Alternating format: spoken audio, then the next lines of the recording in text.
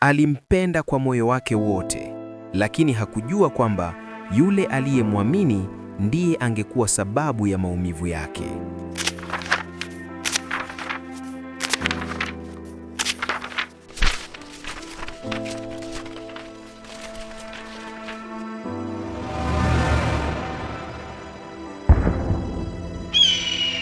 Karibu kwenye Dafra's Story. Asha alikuwa anampenda sana Kevin. Alimsaidia kila kitu: pesa, muda, hata familia yake ilimkubali Kevin. Kila mtu aliona wao ni couple bora. Lakini siku moja, rafiki yake alimwambia kitu cha kushangaza, kwamba Kevin anaonekana na msichana mwingine kila jioni. Mwanzoni hakutaka kuamini, mpaka siku ile alipoamua kumfuatilia kwa siri.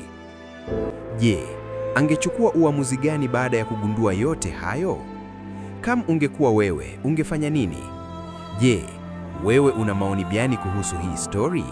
Andika kwenye comment, like video hii na usisahau kusubscribe ili usikose simulizi nyingine kali zaidi. Hii ni Dafra's Story, mahali ambapo kila hadithi ina sauti. Tuonane kwenye sehemu inayofuata.